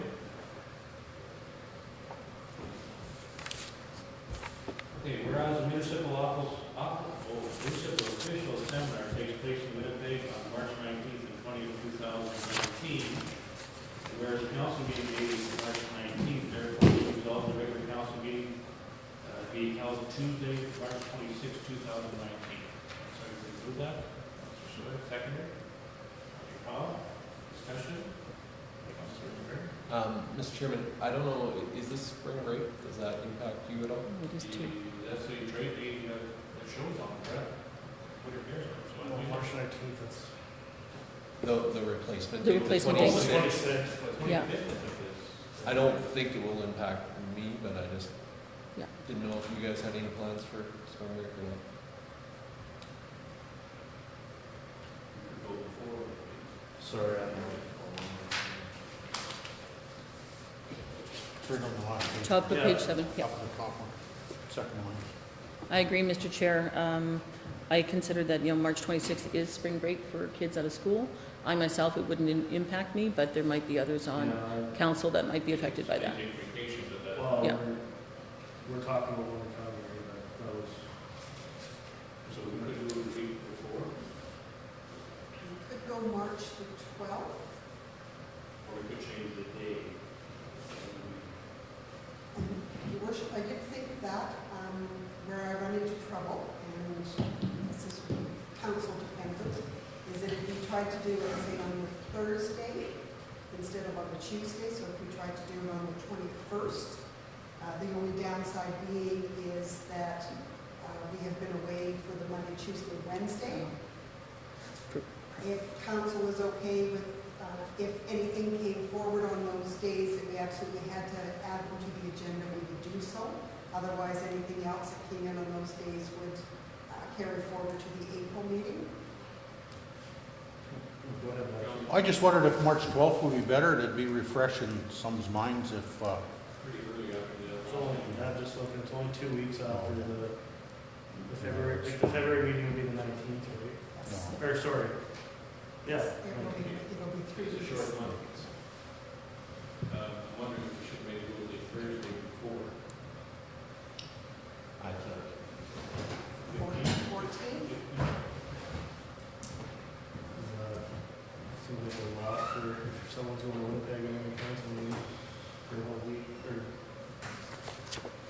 Sorry, the Thursday before, do you mean the 21st or the 14th? 14. No, I was thinking of, 14th I'm not available on the 14th, but in March.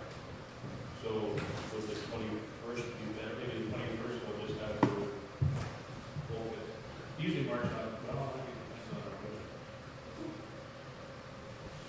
And your worship, if we were finding that I was trying to do preparations and whatnot for budget, it's just a case that I would remain behind, not attend the convention and prepare for budget and council meeting. So let's do it for the 21st then. Thursday, The the 20, 20th. 26 could work if it was okay if everyone else, we just leave it out there, but that's not the end of the world for me. But we could change if that would work for everyone. I don't know what council room, would the 25th work better? whatever, Monday. for Monday, like, Okay.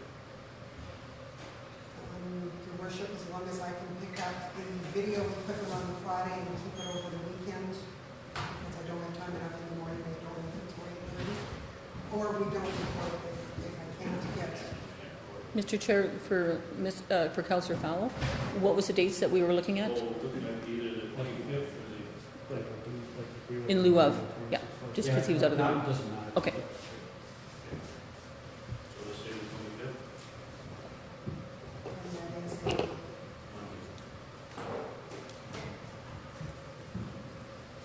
So the communications we sent out on a Thursday then, 4 days before, usually? Yes, sure.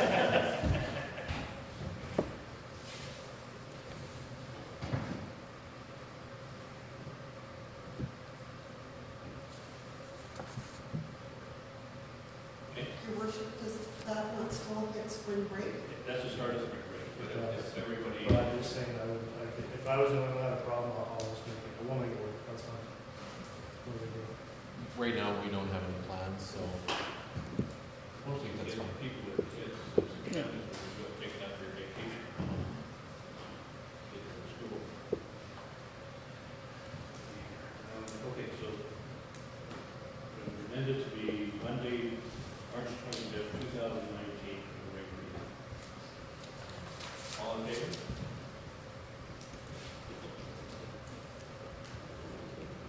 Okay,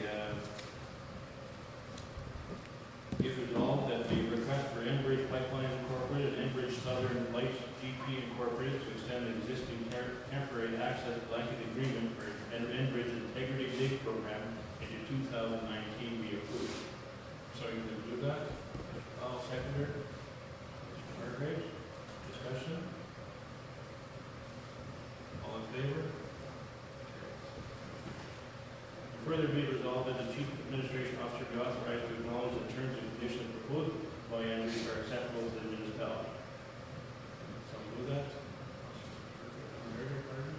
Seconder? Councilor McDonald?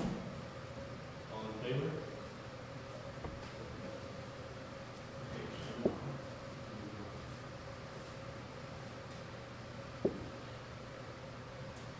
Your worship, I did have an email from Councillor Rome asking that we add weed control onto the agenda. It did not include any kind of a resolution, so I'm not sure specifically what the intent was on that. And I'll be truthful, I didn't get a chance to check this morning to see if there was any additional information that was sent to you or not on that. We have a problem with weeds till after the next meeting, so we could table the next meeting, we should be ready. And maybe do it. No? What about appointing a different appointment for the weed supervisor? Do you need to bring a notice of motion for the next meeting? Your worship, we normally receive information saying that it's time to do our appointment. It needs to be done, I believe, by March, and there is a weed seminar workshop in Carberry in March, but there would be ample time to do the appointment in February in order to do that. So we don't need a resolution to change, to put forth a change in our weed supervisor for, Your worship, the appointment is done annually, and it is coming to an end. It ends in March. So, actually, no, it actually ended in October because of the council changeover. So as it stands right now, there is no one currently appointed. That appointment will come at the February meeting. We just got the information yesterday that came in with respect to the weed date. So that certainly will be considered in February. are we understanding the same, through you, Mr. Chair, like the weed,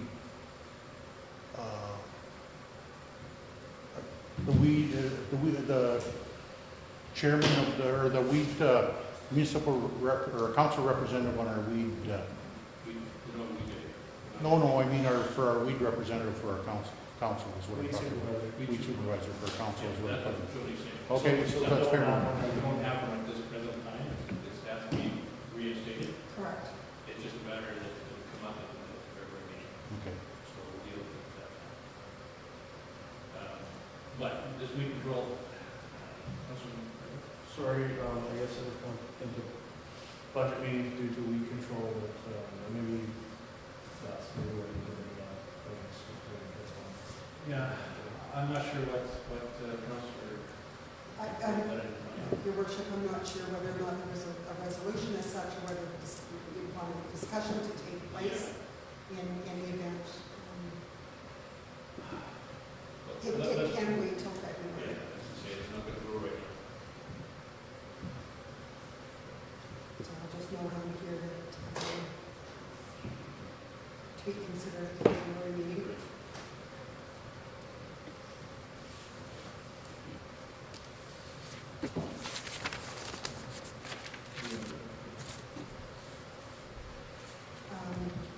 Your worship, there are two notices of motion. They fall later in the agenda there. There is the added item, which is the motion to censure. This was information that was requested to be on the agenda by Councillor McGregor. And unfortunately, I failed to photocopy this morning for distribution, but I believe everybody has received a copy of it last night. Okay, be it resolved that Councillor Rome be censured for breaching the principles and Principles under the code of conduct. I just look around like that. He's just going to go grab his iPad. charger. Can I run this election when he does?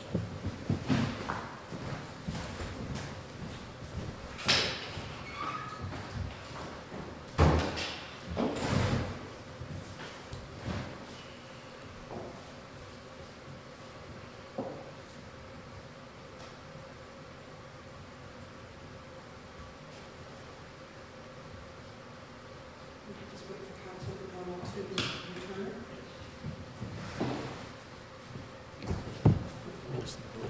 For a second? Yeah. Just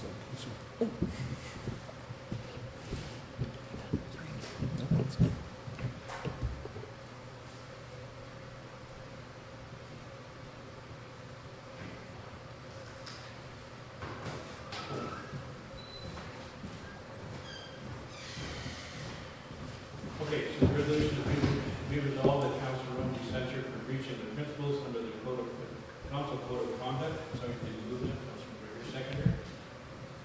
You second? Councillor McDonald? Councillor McGregor, you want to start this, please? Sure. I'll just start by reading the email that I sent to all of council last night. It was important to me that everyone had advance notice of this and that nobody was blindsided with this. So I'll just read out what I sent by email to council and to Joni last night. Over the past week, Councillor Rome has chosen to communicate to ratepayers through his Facebook page that I referred to rural residents unhappy with taxation as quote-unquote loudmouths in our January 7th Finance Committee meeting. He has communicated this at least 3 times on his Facebook site since that meeting. The video of our meeting has been reviewed, and I did not use the word loudmouth, and in fact did not use the word rural in my discussion. I also specifically asked Councillor Rome at that time not to twist my words, but to hear what I was saying, because I wasn't referring to all rural residents. When it was brought to his attention by another councillor that I did not say that, he posted a message on Facebook that he may have misunderstood my comment, but then still called for me to apologize to rural residents for my reference to them. To my knowledge, he has made no attempt to verify what I actually said so he can quickly correct his mistake, choosing instead to let those words hang out in the public domain for as long as possible, causing much more damage than would otherwise have occurred if he made a quick, full retraction. I clearly stated to Councillor Rome during our meeting that I was not referring to all rural residents, and I never said the word loudmouth. He still chose to leave that meeting and post my comments inaccurately, despite me making it painfully clear I was not referring to all rural residents. Choosing to characterize my comments like he did appears to me to be an attempt to inflame residents and build distrust of certain councillors. I believe I'm not the only councillor or staff person that has been affected by this type of behavior over the course of our term so far. This type of behavior has a significant detrimental effect on other councillors and our staff, both personally and professionally. The Oakland-Wawanesa Code of Conduct states under principles, members of council of the Municipality of Oakland-Wawanesa are expected to conduct themselves in such a way as to promote public trust and public confidence in the council and the municipality. Communicating the opinions of another councillor in a way that is inaccurate or does not provide proper context does not promote public trust and public confidence in council. If Councillor Rome would stick to communicating his own opinion only, rather than his perception of the opinions of other councillors, we wouldn't have issues where ratepayers are misinformed, missing important details, or don't understand the context of the discussion. It's an unnecessary practice and should have no place in our municipal politics. I am not prepared to pretend this type of behavior is acceptable for the next 4 years. I would suggest a motion of censure be brought forward any time in the future that this type of behavior is displayed. And I attached screenshots for council and CAO to show the comments made. I have looked at the Facebook posting as well as the film from the meeting. I concur that it is a breach of the code of conduct itself. Of course, that's up to council to decide, as well as the censure. Unfortunately, Councillor Rome is not here today to defend his position, and he does deserve that opportunity. But at the same time, I think we have to recognize as a council this kind of stuff cannot keep going on. So, Councilor McGregor, I'm not sure what your position is on that. If you want us to carry through now with the vote, or if you want to leave it as being on the table. Yeah, Mr. Chairman, I'm open to what council wants, and I would be interested in other opinions. It is unfortunate that Councillor Rome is not here today, and the issue for me is that I have a lie out in the community that is affecting my reputation. And so I cannot let this sit until our February meeting without correcting the record. So if council wants to table the actual censure motion, I'm fine with that, but I had to bring forward the motion today because the record needs to be corrected. It's already been out there too long. And it's just not fair to me personally. And I bring this forward, it might be different if this was an isolated case, but speaking to other councillors, I'm told that there are similar experiences, so. The censure motion requires a two-thirds majority, Requires a majority plus plus one. So in this situation, we require 5 votes to be passed. 5 votes, rather. I did advise Councilor Rome that he could be in this meeting for this purpose via telephone. He chose to decide he couldn't do that. So it would be require 5 votes at this table to go forward. So at this time, is other councillors, do you want to proceed with a vote, or do you want to table it till February when Councilor Rome is there? Mr. Chair, I'd like to ask a question. What's involved in the censorship regarding current status, future status? We need to know what the details are and what the repercussions are regarding the censorship before I could make a decision on voting. I need more information to know what the consequences are.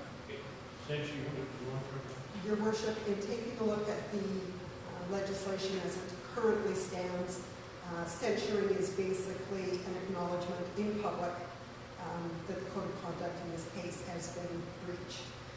The province is looking at implementing other steps, such as removal from committees. I think they're looking at possibility of fines. They're looking at extended training, opportunity to have them not participate in a set number of meetings, not that they would lose their seat. They are looking at a number of steps to put more teeth in. As it stands right now, it is basically an acknowledgement in public that the code has been breached. it's a ownership that individual council for what has taken place. So there's no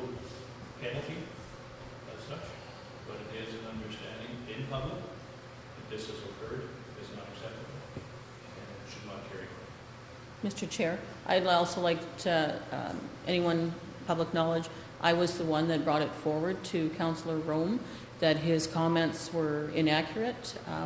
I chose to speak to him personally and did advise him that under no terms did I hear those words uttered as far as quote unquote loudmouths, and that suggested that he review the video to ascertain the true speaking of the words that Councillor McGregor had said that day. I did take into consideration that Councillor Rome had a personal family matter and, you know, considered the fact that, you know, maybe there was some personal distress or duress on his part due to a medical family situation that maybe caused him to jump to conclusions. I'm not sure. But I know for a fact that that is not what I heard that day, and videotape confirmation confirms that is not the circumstances in which those words were uttered. I've not heard that in council personally, that anybody has ever called anyone that. I think the concern is that we want to move forward as a council, supporting one another, respecting one another's decisions, as we are all individuals and would like to be treated with respect. And yes, I mean, we've got many people here in the community that we can rely upon for information, for ideas. We would like all of that to come forward. But the situation being is that maybe ideas are not as forthcoming as they could be regarding concerns that I've received myself from area residents and on my own behalf as well, is that I'm afraid to make comment vocally in writing for fear that it's not going to all be provided to the context in which I intended it to be. So yes, I did make that phone call. I wanted to bring it to his attention that I didn't feel that this was fair. And I'll remind everybody once again, we took oath of office. Yes. When we took these positions, and part of that oath of office was to deal with matters without fear or favor. And I think that becomes a critical point, as you mentioned, when you have fear of making a decision on Yeah. council, that is not a good position, and it's not right. And people have to be able to make their decisions based on the information they have and what they feel. Don't have to worry about what's going to happen along those doors. Yes. I'd like to add to that, Mr. Chair, sorry, is that I have removed myself from that Facebook page just because of the negative feedback, critical comments that are distressing, that I find personally take away from the positives that we're trying to move forward with in our council in building a positive municipality moving forward. That I just, to me, I would prefer to see information shared and the whole picture painted so that people can make the best decision that they can based on the information that's provided. Mr. Chairman, I totally agree with Councilor Salyad. I just don't think that just because my opinion may be different from someone else's, that someone should run my opinion or me down because of the decision I've made. I don't do it to any other counselor or staff member in this organization, and I feel that it is not a practice that needs to carry on. And I'll leave it there. What I'm hearing, as I said, it's disturbing we have this going on. We're trying to get this new council with great ideas, great thoughts, and want to see it go forward. So I'm going to call that we have a vote because I don't hear that we should not. So on that basis, I will call for the council. The only thing that is that he's not here to defend himself, Yeah. but like you say, everything you've got in front of you, you've already had. That's the only thing that is not here. Yeah, And I'm taking that as well, but the only thing that bothers me about it is that he had been advised by Councilor Sodak and Councilor Hardak, McGregor, that this was wrong and you should go and look at it, and he hasn't corrected it, so I don't know that his defense would be any difference. I also corrected Mr. Rome on what Councilor Graver said, and basically what I just said, I said to him that you can't be running down employees and council members on their opinions and their decisions. Because that's not how you move forward, and I mean, nothing was done of it. I mean, you know, Sorry to interrupt, Mr. Chair. I agree with Councillor Fowle that I don't want this to be an inquest where decisions are made in absence. So I would suggest that if we move forward, that we possibly take a vote to see if we should wait for his attendance before, you know, so that he can have his day to speak. So that if we could make a choice at this time to vote on whether we table this to February. Mr. Chair, I just, you know, I feel that, like both of you are saying, Councillor Soyak and Powell, but my thought about this is all of a sudden, if he puts, after we leave this meeting and he puts a correction into that Facebook page, what's going to happen at the next meeting? And my thought is, I went through the century motion in our past 4 years. I want us to work together as a council for our whole municipality, Yeah. and I think if the centering will help us with that, to know that we mean business, I'm for it. The only fear I have is waiting till the next meeting, and so I just wanted to share my thought with that. That scares me about that. Outside of that, in order to table it, we have to have a tabling motion, and if that tabling motion is made, then we have to deal with that first. Okay, priority? I'm hearing from Councilor Soyak that she would like a tabling motion in the absence of Councilor Rome to table this to the February meeting. Yes. We need a So seconder. we need a seconder.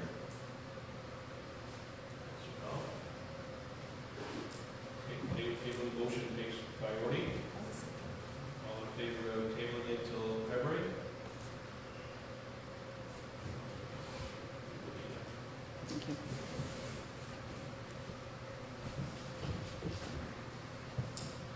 Okay.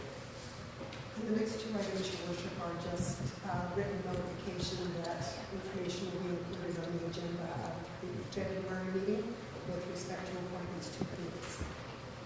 So those are in the minutes and will be heard. So with that, adjourn. Yes? Be resolved that this meeting is now adjourned. The meeting again on February 19th, 2019 at 9 a.m. in the Denver Hall. Secretary, please move that. Councilor Fowle, second. Councilor Hargrove. All in favor?